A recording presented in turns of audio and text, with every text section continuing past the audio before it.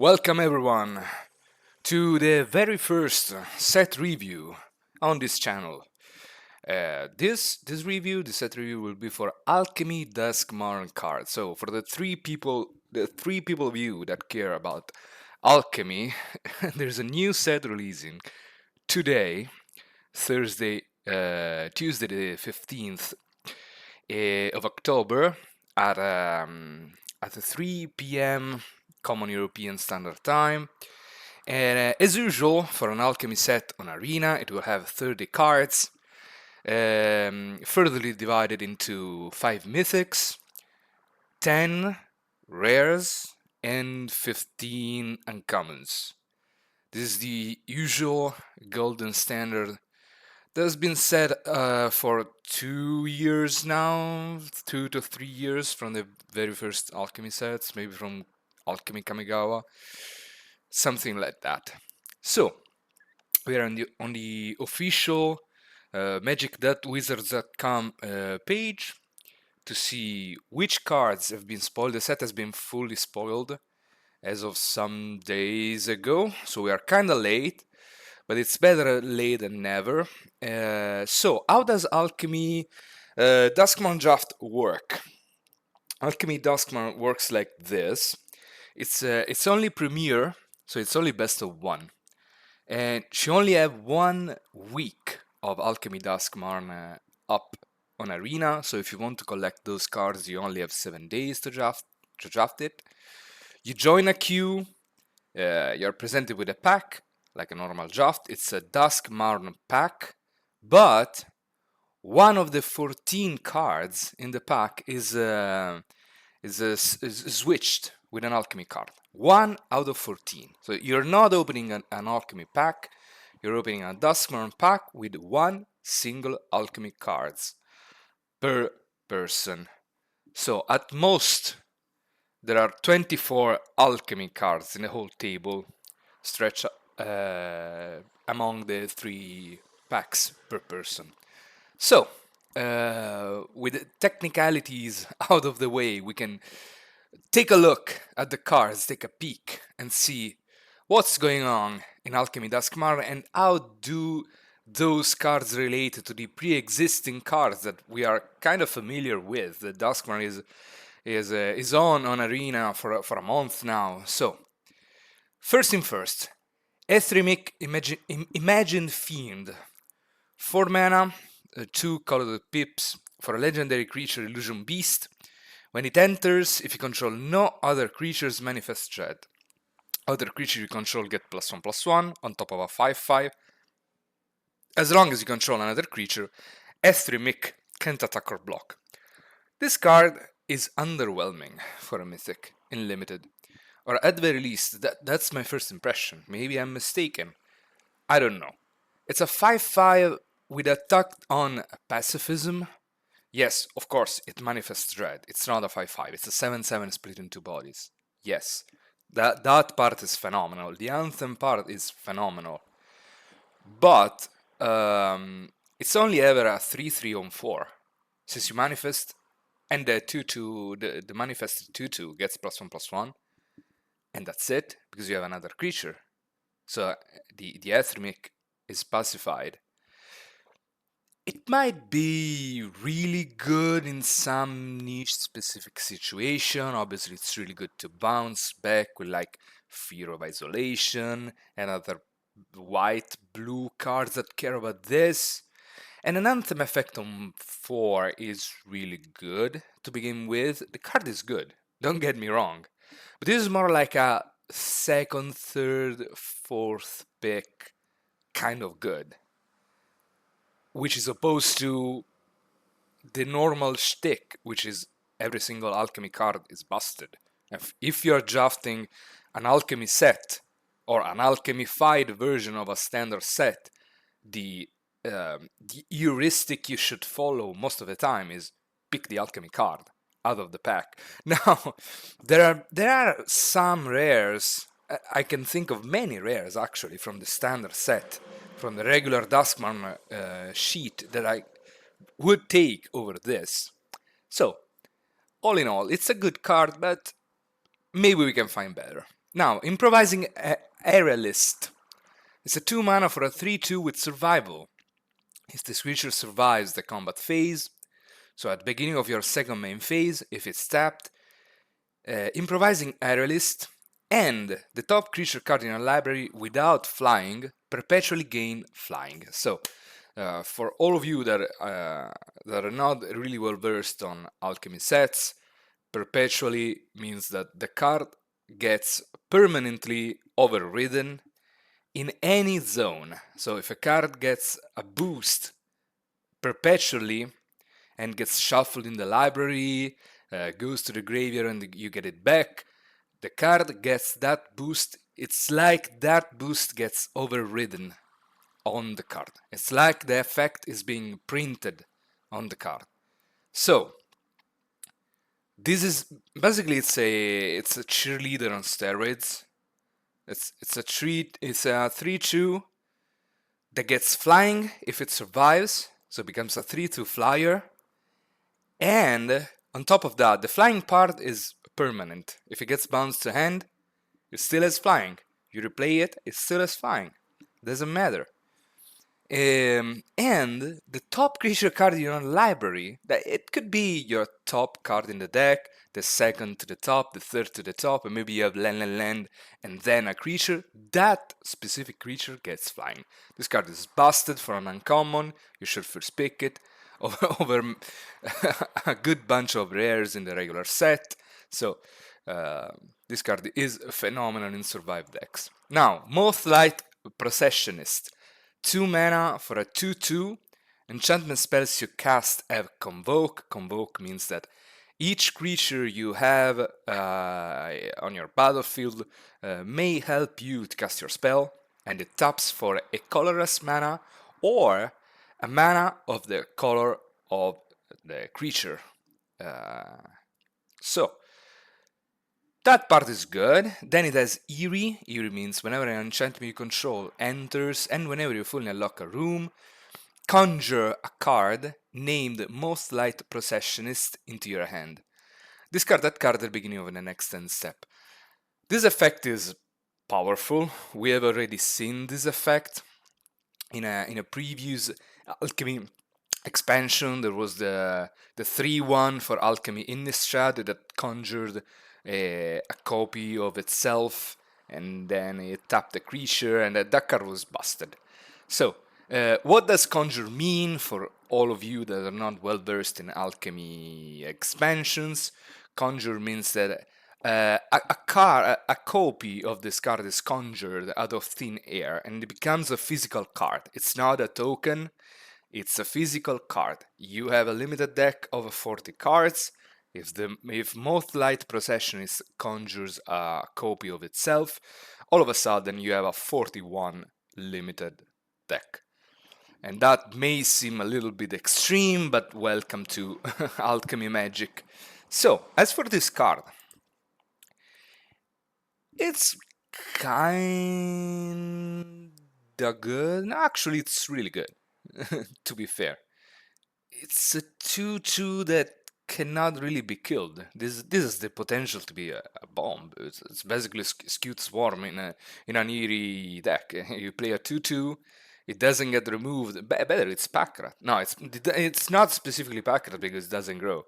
But you get a 2/2, if it does survive, your opponent has a 1-turn window to cast a Scorching Dragonfire on this card. If it doesn't get removed, you play an enchantment, you conjure a copy of this, you play it, and then you have two copies of this, and each further enchantment you play, you make 2 copies, so each procession is triggers separately, and then you can cast 2 more 2/2s, and then it's kind of not really possible to remove this card of the board outside of a split up or domination or a Balsa Rage and Wrath effect. So this card seems to be busted. It's a little slow, but once it gets going, it's kind of unbeatable. Now, as for this card, Solitary Study, Endless Corridor, how to turn this card to the right. It's really not all that possible on the Wizards site. website. So, bear with me, I will describe the card. It's a room, it's a wide room, that part is kinda obvious. For 2 mana, you have enchantment room, creature you control get +1/+0. This card is this room is a slight upside to the Painter Studio, the red uncommon room that gives +1/+0 to each attacking creature. Obviously, getting the boost on defense is miles better, so this part alone of the card is really good. And the other room is, for 2 more mana, you get Endless Corridor. When you unlock this door, conjure a duplicate of this card into your hand. When you do, target creature you control gains first strike until end of turn. So, discount the first strike part. The card is fine. The creatures are getting +1/+0, so getting first strike on top of that is obviously really good. But when you unlock this door, conjure a duplicate of this card into your hand. So you get another one of this room. So for 2 mana +2 to cast the Solitary Study again, now all of your creatures get +2/+0. And it goes infinite. There's no limit to this. So your creature will get +3/+0, +4/+0, etc, etc. Now imagine you have a Gremlin Tamer in all of this. The gold Azorius uncommon that for each eerie trigger gets a Gremlin, a red 1/1 creature token. It's basically a game-ending combo. This card is busted, you should first pick it, like most alchemy cards. And the complaint that gets tossed around to alchemy limited formats is that there's such a high concentration of bombs, of limited bombs, from the alchemy extra sheet, that the games are really not that enjoyable. Because it's a normal limited game, and all of a sudden someone pulls off a Mothlight's Processionist or a Solitary Study and the game ends on the spot. There's not that much of a counterplay. Now, moving on towards blue, we have Housemeld, 4 mana for a sorcery that exile target creature, in blue, nonetheless. So now blue gets a Swords to Plowshares-like effect. Now, obviously, the efficiency is not there, 4 mana is not like 1 mana, but the exiled card perpetually becomes an enchantment. Then put it onto the battlefield under your control. What am I supposed to say to this? You have 4 mana unconditional removal in blue, which is a total color break. Like, you have to, it has to have a downside to exile a creature. Maybe you exile a creature, your opponent manifests red. No. You exile target creature, the exiled card perpetually becomes an enchantment, then you steal it. Yes, but it's not a creature it cannot attack or block. Doesn't matter. You murder your opponent's best creature, and if that creature has a passive ability, all of a sudden you reap all of the benefits. For example, you steal a Bookworm. A basic example, you're stealing an uncommon. You're exiling one of your opponent's best creatures, and in your end step, you can loot for free because you have an enchantment. It cannot get removed. Your opponent has to 2-for-1 themselves to remove your enchantment-defied Bookworm to stop you to gain card advantage. This card is busted, you should obviously first pick it, and let's move to the next. Our second mythic, I think there is a mythic for each color pair, there are 5 mythics. We have seen a white one, now there's a blue one. The blue one is an enchantment creature fish illusion for 6 mana, 3 specific blue, which is kind of hard to cast, but for 6 mana, it's kind of achievable.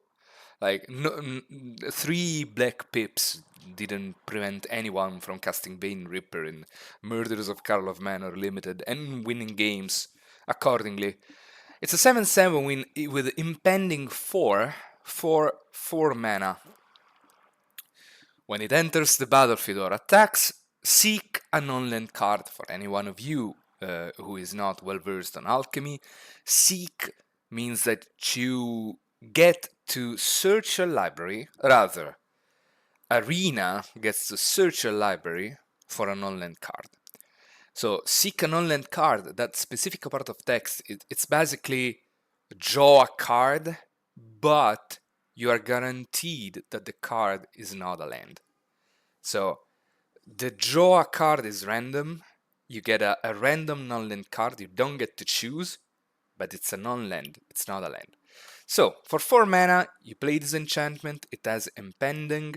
For any one of you that has drafted Duskmourn a lot, impending is a keyword that has appeared on 5 mythics, the 5 overlords, which means you can cast this card for a discount.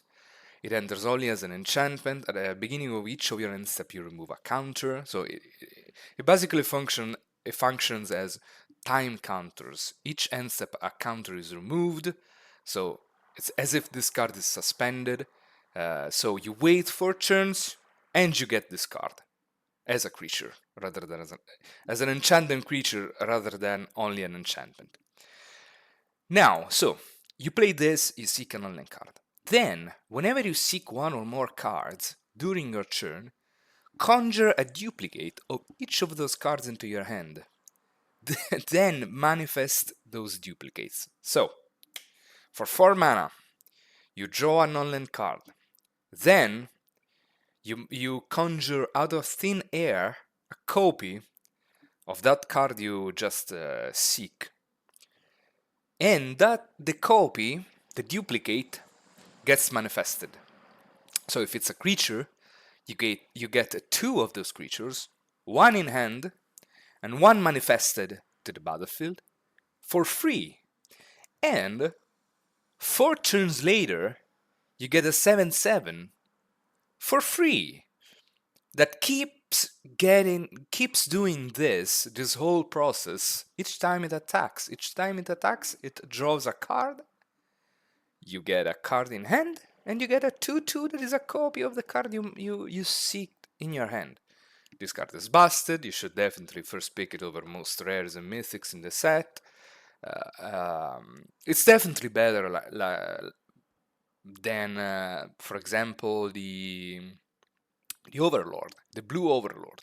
The Blue Overlord is a 5 mana 5/4 flying with impending 3 that says whenever the Blue Overlord, the Overlord of the something that I don't remember, enters or attacks, you draw 2 cards and discard a card. Yes, the body's better, 5/3 flyers, obviously it has evasion, it's better than a 7/7, a walking 7/7, but there's only draw 2 and discard. It's only a catalog. This is much more than a catalog. This is a free 2/2 that also draws a card, and maybe the 2/2 is better than a 2/2. This card is busted. So let's move on to black. Fear of Ridicule. 3 mana, enchantment creature Nightmare, enchantment creature you control have menace. Good. That part is good. Your Fear of Lost Teeth gets menace. And it cannot be single blocked. That part is really good. Whenever one or more enchantment creature you control deal combat damage to a player, exile a random creature card from that player's library. Alright. Create a token that's a copy of that card, except it's a 1/1 enchantment creature. So, you get to exile a random creature card.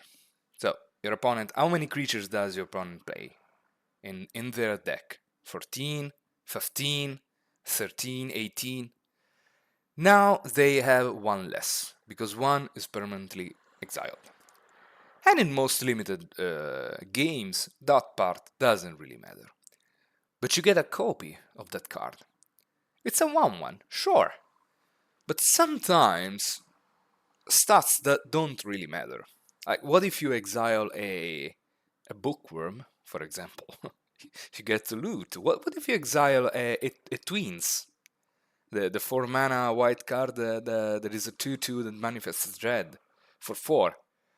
You have a 1/1 that manifests Dread for free because you just had to deal damage to your opponents with an enchantment creature, but this card is an engine in on itself because it gives menace to the creatures.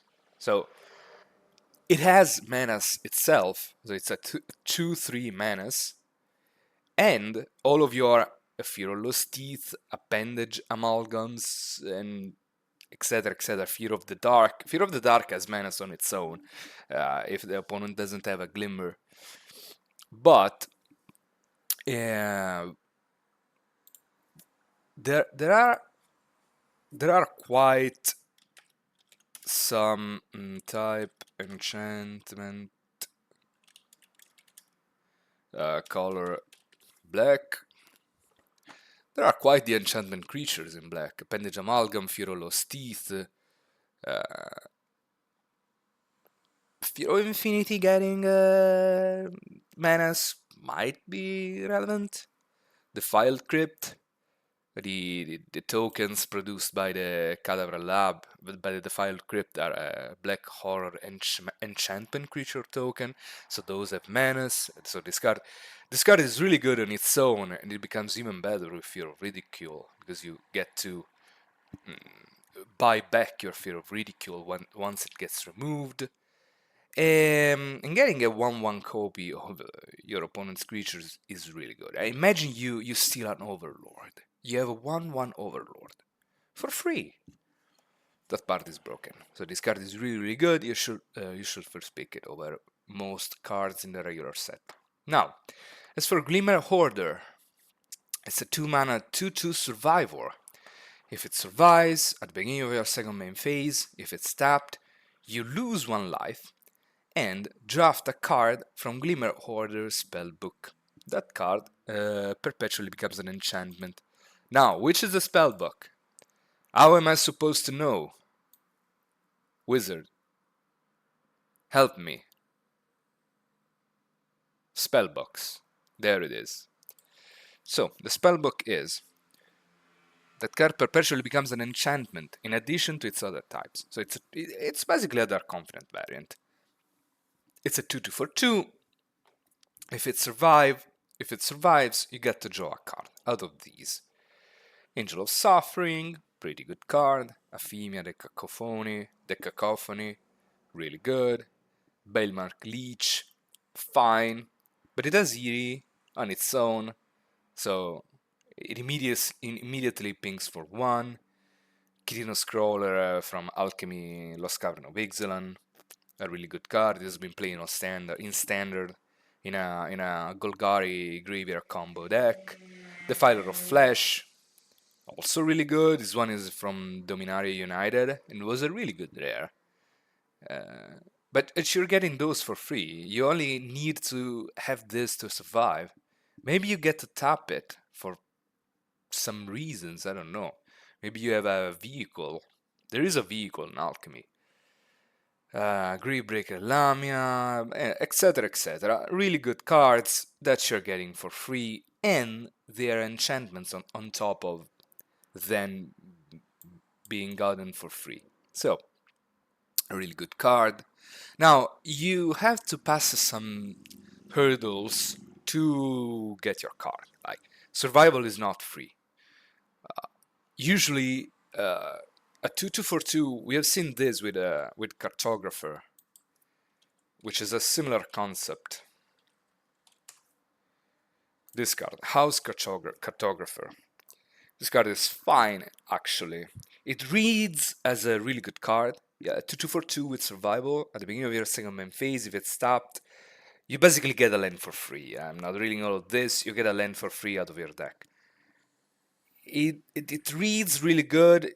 In actual reality, it's not that easy to enable it. You have to have something, some trick, some other creature that pumps it, some more removals. So this card is better suited in green-white, since green-white naturally wants to play combat tricks and baseball bats to tap the blockers or tap their own creatures in order to get survival effects. Now, in black, you don't have this luxury. You don't have specific cards to enable survival. And because of this, you have, I think, a couple black survivor. No, just one, the Cynical Loner. You have Rihanna, and Rihanna, it doesn't really trigger all that much. Obviously, the payoff is really good. You get to entomb a card. This card is really good if it gets to connect. But it's really difficult to get the payoff. So, for these reasons, I'm not giving this card a bomb status. It's really good, don't get me wrong, but it's more like a second to third pick, first pick out of a weak pack. It's not Ausmeld and Solitary Study or Processionist level of busted. Now, obviously, you're on the play, you play this on 2, your opponent doesn't have interaction on turn 2, and you run away with the game. You basically win on the spot. But that particular game is not happening all that much, all that frequently. Let's preface this. Now, let's go ahead. Razor Demon, a 3 mana 7/7 flying demon creature with ward. Discard a card. Phenomenal. But when you cast the spell, target opponent drafts a card from Razor Demon's spellbook. They may cast that card without paying its mana cost. This is a extreme drawback. It's one of the worst drawbacks seen in Magic history. Worse than this, there's only Phage that says you lose the game if you didn't cast it from your hand. What does draft a card from its spellbook mean? Its spellbook, I've seen it beforehand. I'm gonna show you pretty quick. It's this one. It's 3 cards. It's Demonic Bargain, which is kind of a demonic tutor. Actually, in limited, it's not that great of a deal because exile the top 13 cards of your library. It's a really, really high cost. But draft a card means that your opponent is presented with a choice. Your opponent has all 3 popping up in front of them, and they get to choose one of those 3. So they're not forced to choose Demonic Bargain. They also have Demonic Pact. But you might say, yes, but Demonic Pact, you lose the game after 4 turns. Yes, but they are not forced to choose this. They can also choose Ever After, which is 6 mana, return 2 creature cards from a graveyard to the battlefield. And then you put it on the bottom. That part doesn't really matter all that much, but for 6 mana you get to reanimate 2 cards, 2 creatures from a graveyard. And you get all of this for free. So, what do you get? You might be thinking, yes, but if I'm on the play, I play this on 3, your opponent cannot really choose Ever After because your opponent doesn't really have creatures on their graveyard. So what are they reanimating? They have to choose one of the other 2, but one of them exiles 13 cards from your opponent's library, and then they die by milling themselves, and then you have a Demonic Pact. Maybe they cannot remove it. Yes, but on average, this card is still really risky. Maybe your opponent is playing an aggro deck, a Boros deck, and doesn't really care about milling 13 cards. Yes, it's still a 7/7 flyer on turn 3, and if still your opponent is trapped in the screen, they still have to 2-for-1 them, kinda 2-for-1 themselves. So even if they cast the Demonic Bargain, the Demonic Tutor effect, and go search for a removal for this, they still have to discard another card and skip their third turn to answer this 7/7 flyer, or they die to the demon. All in all, it's a really cool concept. I'm not putting it into the bomb category because it's a really high risk, high reward card. Like if your opponent has an answer and you top deck this on turn 7 and they cast ever after and reanimate their two best creatures out of their graveyard, you kinda lose the game on the spot by casting this card. But there are times where you cast this on turn 3, your opponent is presented with a tough choice. Your opponent basically has only two realistic cards to get, Demonic Bargain and Demonic Pact. And maybe they don't have a way to remove the Demonic Pact, so they cannot really cast it because they cannot win the game in 4 turns, or they lose the game afterwards. So they are forced to cast a Demonic Bargain, exile half their deck, and search for a removal to remove your demon on turn 3, and discard a card in the process. So there are times where this card might be better. Obviously, the elephant in the room. Which is the elephant in the room? You reanimate this card. That's as simple as it gets. Since this says when you cast a spell, what if you don't cast it? What if you ditch this to the 2/2 creature? What is the 2/2 creature that discards a card and draws out of the Duskmourn regular set? Color black, rarity common. How's it called? The Fanatic of the Harrowing. You play this, then you reanimate it on turn 5, and then life is good, yeah, obviously. This is a build around card. I think you can first pick it, but you really need to enable this card. You cannot just run this card for its face value. You have to build around it and construct your deck in such a way that this specific card becomes exceptionally good. Now, moving forward, Replicating Terror. 2 mana, for an instant, each opponent sacrifices an untoken creature. For each creature sacrificed this way, conjure a duplicate of it into your graveyard.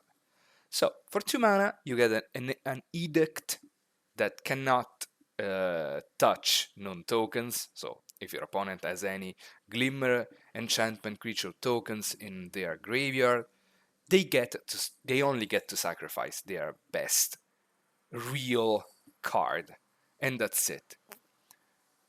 Once they sacrifice it, you conjure a duplicate, so you create a copy of that card out of thin air, and you put it into your graveyard. Maybe you can reanimate it.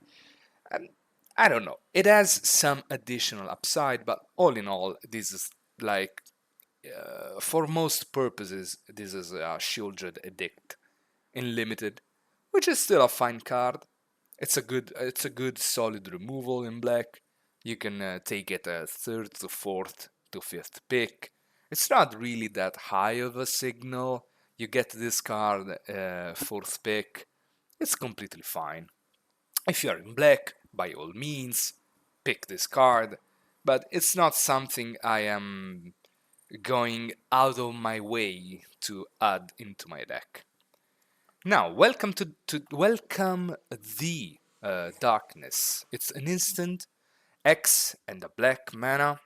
X cannot be 0, so you cannot cast it on turn 1. Draw X cards. Create an XX black demon creature token with flying. Your life total becomes X, and you cannot gain life for the rest of the game. So, let's make some cases. Let's assume you cast this card on 1. You draw a card, you create a 1/1 demon, your life total becomes 1. That's terrible. Let's say you cast this card on 5. So for 6 mana, you draw 5 cards, you create a 5/5 with flying, and your life total becomes X. So it's kind of like a reverse Sphinx's Revelation, in that you draw cards, but you lose life. Unless you're already low on life, and so your life total becomes 5, you were at 2, you gain 3 life. Yeah, that's definitely good. This card is more of it's a gambit, it's a gamble, and it's really, I really like that they added 2 of these kind of effects into the set, Because those are not like stupid broken cards like this one. Yeah, you read this and you say, yeah, there's value everywhere. I get value. I get to get my cake and eat it too. Those cards are not have your cake and eat it too. You have to make them work.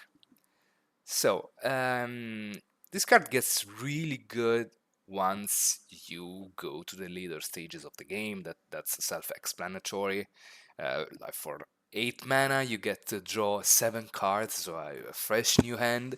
You get to create a demon, a 7/7 demon with flying.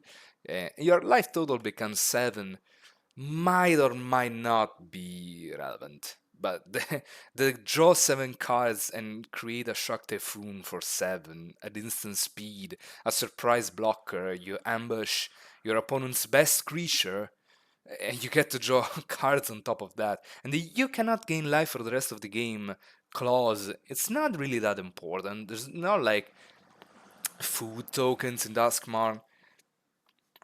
As a matter of fact, if you search for cards that gain life in Duskmourn, there are not a lot, to be fair.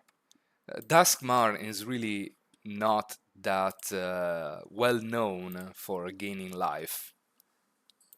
And that's also a reason why the black glimmer is not that good, because whenever you gain life, target opponent loses that much life.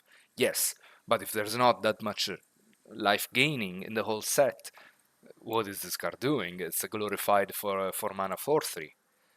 You have I'm talking about playable ones. You have Firol's Teeth, a mythic rare. You have the Bloodsucker on 4, but it's an uncommon. You have Commune with Evil, but it's an uncommon. You have this, but it's an uncommon, and it gains life on small chunks on 1. It's not really all that powerful of a gaining life effect. It's also the reason why the Screaming Nemesis clause is not that relevant. I don't know if any one of you played against Screaming Nemesis in Limited, but it's not really all that relevant. The whenever it's dealt damage, it deals that damage to any other target. That's a really good part of Screaming Nemesis in Limited. Yes, there's Winter Intervention, but Winter's Intervention, it's really not that high of a pick. It's a card I generally only want one copy of this in my black decks. The second copy is not that great because you don't have that many targets, and if you draw it in multiples, you kind of have to 2-for-1 yourself to gain a marginal advantage. So you're not really gaining life in Duskmourn. So the you can gain life for the rest of the game is really not that important. In other limited formats, like in Bloom Barrow and Lord of the Rings, in Wilds of Eldraine, where food is it's a core mechanic of the set, this part would have been really, really bad. But as it stands, it's tolerable. So this card is really, really good, but it's slow. It's a card that you can realistically only cast on turn 6 and onwards, and but once you get there, this card is obviously phenomenal. So yes, it's a really high pick. If I am presented with a choice between this card and a medium rare like this one, this isn't even a medium rare. This is a below subpar rare. Let's see if there's a. Uh, I'm not picking the Welcome the Darkness over Unholy Annex Ritual Chamber. Obviously, this is one of the best cards in the whole Duskmourn regular set, so that would be a little exaggerating. But if we take a peek at the rares, we can definitely take this card over Come Back Wrong, for example. Sorcery Speed Murder with additional upside. I will take it over Enduring Courage, for example. Not Enduring Curiosity, since this card is busted. I will take this over Enduring Vitality, probably, unless I'm green-white in the first pack, and tapping creatures for mana is really, really good for survival. I would probably take it over Fear of Missing Out. I'm not that high on Fear of Missing Out. It's really good too, but the Delirium part is more of a pipe dream, as I've seen in my games, in my many limited games.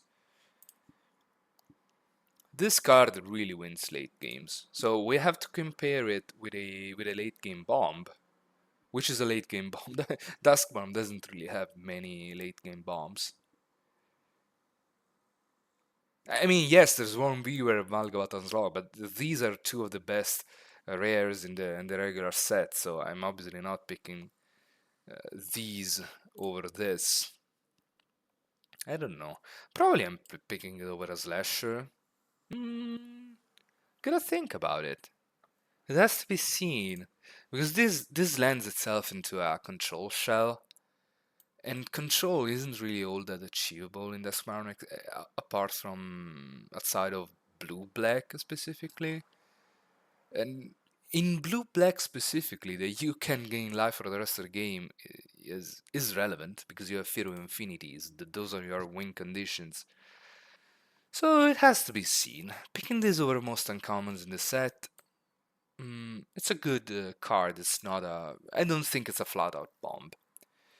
So, end of part one. And check out my YouTube channel for part two that will be published pretty soon. So, thanks everyone for having stayed up until this very moment. I hope to have you join me pretty soon to see what does Anguished Recollection do, this cool family photo. And if this is yet another cathartic reunion clone, probably it is, we will discover it next time. So see you next time. That will be in a matter of hours that I will publish the second part. So bear with me. Don't go away. Don't move.